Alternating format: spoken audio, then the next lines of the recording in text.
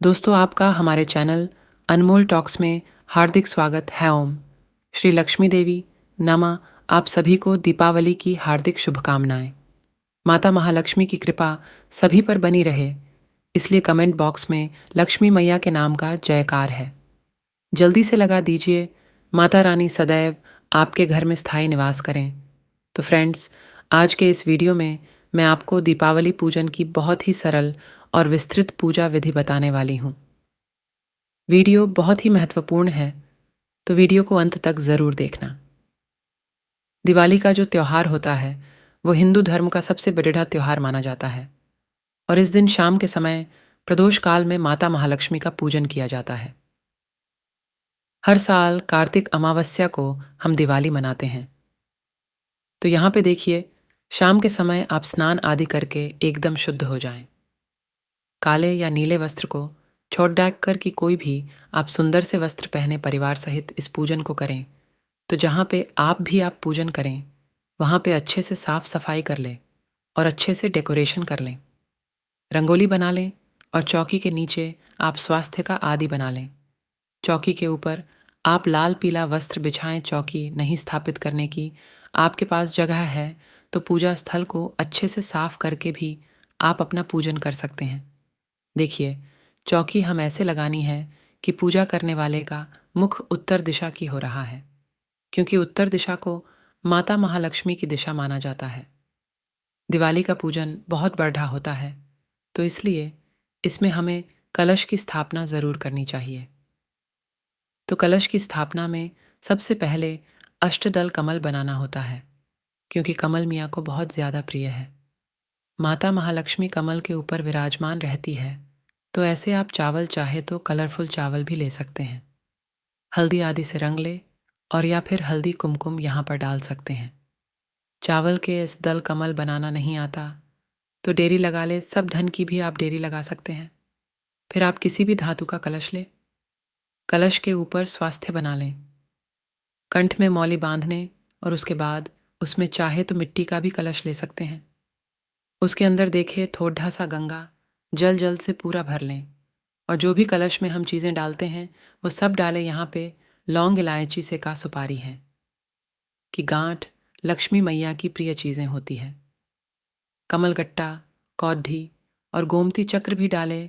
सर्वौषधि 7 प्रकार की मिट्टी भी आप इसमें डाल सकते हैं। एक पान भी डाल सकते हैं। अक्षत आदि भी इसमें डाल सकते हैं। उसके बाद में आम के अशोक के पत्ते या उनकी टहनी में ऐसे अच्छे से टीका लगा करके उन्हें लगा ले और उसके बाद में एक कटोरी में आप यहाँ पर चावल भर करके रखें। उसके बाद कलश के ऊपर आप नारियल स्थापित करें। नारियल के ऊपर चुनरी या कलावा लपेट के ऐसे रखें कि नारियल का मुख्य पूजा करने वाले की ओर रहे। उसके बाद में चावल की ढेरी के ऊपर हम मूर्तियाँ स्थापित करेंगे। यदि आप नई मूर्तियाँ लाए हैं तो नई स्थापित करें। यदि पुरानी है तो छिलका आया गंगाजल का छींटा देकर कि आप उन्हें रखें। यदि धातु की मूर्तियां हैं तो पंचामृत से स्नान करके आप उनकी स्थापना करें। घर में जो भी धन हो, रुपया हो और या फिर आपके ज्वेलरी हो, सोने चांदी की, या फिर आप नए सिक्के लेकर के आए, उन्हें भी आप पूजा में ज़रूर स्थापित करें। और यहाँ पर देखिए, जो भी बर्तन आप खरीद के लाए हैं, चाहे वो पूजा से संबंधित हों या किचन के हों, उन्हें भी आप पूजा में ज़रूर रखें। धनतेरस पे जो भी चीज़ें आप खरीद के लाते हैं, झाड़ू आदि, उनको भी पूजा में साइड में रख के उनका भी आप पूजन करें। लक्ष्मी जी की जो भी प्रिय चीज़ें होती हैं जो आप नहीं लाए हैं या फिर पुरानी हैं, तो उन्हें भी आप गंगा जल से दूर करके किस तरीके से जो भी कमलगट्टे, कौडी या फिर गोमती चक्र होते हैं, उन्हें स्थापित करें। ऐसे एक बारढ़ा दिया ज़रूर तैयार कर लें, चाहें तो धातु का या मिट्टी का, क्योंकि ये दिया पूरी रात हमें दिवाली पर लक्ष्मी या के सामने प्रज्वलित करना होता है। तो चाहे तो देखिए, एक प्लेट में आप चावल आदि भरकर उसमें भी आप ये दिया रख सकते हैं। नहीं तो स्वस्तिक इस तरीके से बना के भी आप उस पे ऐसे दिए को प्रज्वलित कर सकते हैं। दिए देखें, हमारे जो दिया है वो कमल जैसा है, उसको हमने अच्छे से टिक लिया है, उस पे हमने हल्दी कुमकुम लगा लिया है। उसके बाद में माता महालक्ष्मी का, गणेश जी का ध्यान करते हुए इसे धूप दीप प्रज्वलित कर देते हैं। आप यहाँ पर विष्णु भगवान का भी पूजन साथ में कर सकते हैं या उनका ध्यान करते हुए व्यास पूजन करें। और उसके बाद में देखिए, जल का छींटा देकर के स्नान का भाव करा देंगे सभी को। यदि आपकी मूर्तियां हैं धातु की तो आप पूरे विधि विधान से पंचामृत आदि से स्नान कराएं। अपने इष्ट देव को भी आप यहाँ पर विराजमान कर सकते हैं, जैसे कि लड्डू गोपाल जी को यहाँ पे विराजमान कर सकते हैं, या फिर भगवान भोलेनाथ को, जो भी हो, हनुमान जी को, सभी को यहाँ पे चौकी के ऊपर आप विराजमान कर सकते हैं। और उसके बाद में देखिए, हम गणेश भगवान को, कुबेर भगवान को ऐसे जनेऊ अर्पित कर देंगे। सभी को हम टीका करेंगे, हल्दी कुमकुम से, चंदन आदि से टीका करेंगे। उसके बाद में हम सभी को अक्षत अर्पित कर देंगे। तो ऐसे हमें दिवाली का पूरे परिवार सहित सभी को हमें पूजन करना है। यहाँ पे सरस्वती मैया भी है। हो सके तो यहाँ पे देखिए, कुबेर यंत्र, लक्ष्मी यंत्र, सभी यंत्रों को आप स्थापना करके उनका भी आप ज़रूर पूजन करें। अगर पोस्टर में दिए गए हैं, तस्वीर में दिए गए हैं, तो उसमें भी आप उनका पूजन कर सकते हैं।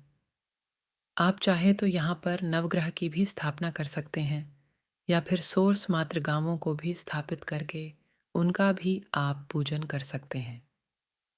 इसके बाद में हम माता महालक्ष्मी और गणेश भगवान को सिंदूर अर्पित करेंगे।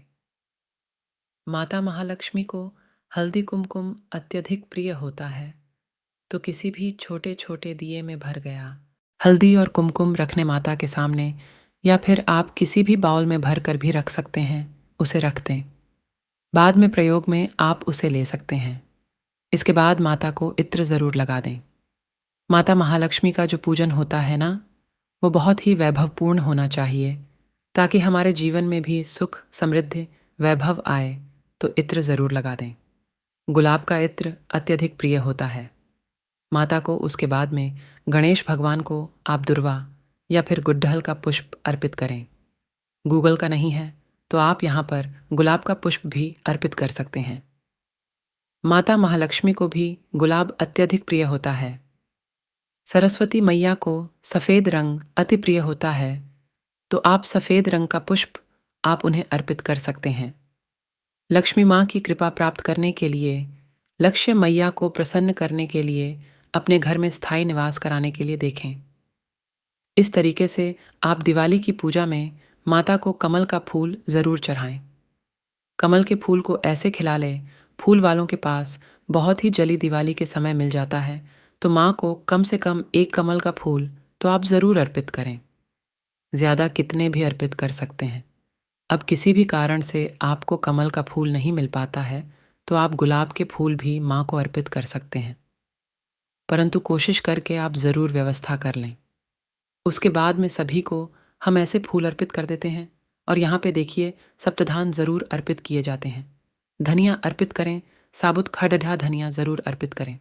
इसके अलावा 7 प्रकार के कोई भी साबुत खडे अनाज आप अर्पित कर सकते हैं, जैसे कि चावल, गेहूँ, मक्का, बाजरा, मूंग, चना, राजमा मोठ आदि उसे अर्पित करें, तो ये बहुत ही ज़्यादा हमारे घर में सुख समृद्धि आती है, धन धान्य भरा रहता है।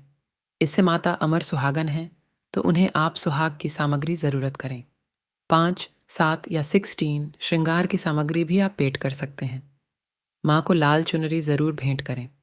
दिवाली के पूजन में दिवाली के जो 5 दिन होते हैं, उसके आसपास के जितने भी पूजन होता है, सभी का जो मुख्य भोग होता है वो होता है खील। बताशे का उसका भोग आप ज़रूर लगाएं। इसके अलावा मीठे खिलौने आते हैं, कांड के उनका भी आप भोग लगा सकते हैं। यहाँ पर देखिए, अमावस्या का दिन होता है, तो खीर का भोग ज़रूर अर्पित करें। माँ को चाहे मखाने की हो या फिर आप चावल की खीर भी माँ को अर्पित करें। इलायची डाल करके तरह तरह की मिठाइयों का भोग लगाएं, मेवों का भोग लगाएं और तरह तरह के फलों का भोग लगाएं। आप अनार का और सेब का यानी कि लाल फल का भोग ज़रूर लगाएं। इस तरीके से उसके बाद में माता को मीठा पान ज़रूर अर्पित करें। मीठा पान नहीं है तो आप पान के ऊपर लौंग, इलायची, इस तरीके से सुपारी रखकर के बताशा मिश्र के माँ को ज़रूर अर्पित करें, या फिर भोग भी आप पान के ऊपर रखें। अर्पित कर सकते हैं एक जल का कलश या लौटा भर के रखे हाथ में कुछ अक्षत पुष्प लेकर के। ऐसे यदि आप दिवाली की कथा सुनते हैं तो यहाँ पर बैठ कर के कथा ज़रूर सुनें। कथा का वीडियो आपको सेपरेट हमारे चैनल पे मिल जाएगा। फ्रेंड्स, इसके बाद में हाथ में खेल लेकर के माता रानी से प्रार्थना करके माता महालक्ष्मी के ऊपर खेल की वर्षा की जाती है, ताकि हमारे घर में भी अन्न धन की इसी प्रकार से वर्षा होती रहे। उसके बाद में देख, ये दिवाली दियों का त्योहार होता है। अमावस्या की रात होती है, अंधकार की रात होती है, तो इसमें ज़्यादा से ज़्यादा दिए जलाने का बहुत ही बड़ढ़ा पुण्य होता है। तो आप 215111 जितनी चाहें उतने दिए जला सकते हैं। दियों को तैयार करके उनका भी आप पूजन करें। कम से कम 5 दिए तो घी के हमें ज़रूर जलाने चाहिए। बाकी दे आप सरसों के तेल के जला सकते हैं। यहाँ पर पूजन के बाद ही घर में बाकी जगह पे दिए जलाए जाते हैं। उसके बाद में कपूर सिंह दियों से आप आर्थिक कर सकते हैं। देखिए, कहीं कहीं पर किसी के यहाँ पर आरती नहीं की जाती है। माता महालक्ष्मी की हमारे यहाँ पर तो की जाती है, तो आपके मन में शंका है तो आप आरती ना करें। उसके बाद में माता रानी से हम प्रार्थना करते हैं, क्षमा याचना करते हैं, माता से प्रार्थना करते हैं कि वो भगवान श्री विष्णु, भगवान गणेश, रिद्धि सिद्धि, शुभ लाभ और माता सरस्वती के साथ हमारे घर में सदैव विराजमान रहे। और किसी की आप देखिए हाथ भी नहीं जोड़े जाते हैं माता रानी के, परंतु हमारे यहाँ पर माता रानी से हाथ जोड़ कर के प्रार्थना और क्षमा याचना ज़रूर की जाती है। तो ऐसे आप माता महालक्ष्मी का पूजन करें। यहाँ पर जो हमने दिया जलाया है, बढ़ा दिया, इसको पूरी रात हमें इसका ध्यान रखना होता है। पूरी रात ये प्रज्वलित माता रानी के सामने रहना चाहिए, चाहे वो घी का हो या तेल का अपने जलाया हो। यहाँ पर कम से कम 5 दिए माता रानी के साइड में आप और जलाएं। और उसके अलावा आप घर के अंदर बाहर की चुनौती में जहाँ पे चाहे सावधानी पूर्वक आप सारे दिए जला सकते हैं। उनके बाद में जो भी हमने यहाँ पे मिठाई भोग प्रसाद चढ़ाया, उसे आप परिवार में वितरित कर दें, बांट दें। और जो भी आप झाड़ू आदि लेकर के आए न, उसका भी साइड में पूजन ज़रूर कर लें। दिवाली के दिन और उसके बाद में बाहर प्रसाद बांटा जाता है। आस पड़ोस में प्रसाद बाद में बांटा जाता है। इस प्रकार से पहले पूजन किया जाता है। दिवाली की जो चौकी है वो अगले दिन हटाई जाती है। चौकी कैसे हटाई जाती है, इसका वीडियो आपको अलग से मिल जाएगा। फिर दिवाली पूजा से संबंधित बहुत सारे वीडियोज हमारे चैनल पे हैं, आप उन वीडियोज को भी देख सकते हैं। सभी का लिंक आपको डिस्क्रिप्शन मिल जाएगा। बहुत ही महत्वपूर्ण सारे वीडियोज हैं, तो फ्रेंड्स उम्मीद करती हूँ कि ये वीडियो भी आपके लिए बहुत ही महत्वपूर्ण रहा होगा। ये जो थोड़ा भी यूज़फुल लगा है, महत्वपूर्ण लगा है, तो प्लीज़ वीडियो कॉल लाइक करें, चैनल को सब्सक्राइब करें और वीडियो को ज़्यादा से ज़्यादा शेयर करें। और कमेंट बॉक्स में लक्ष्मी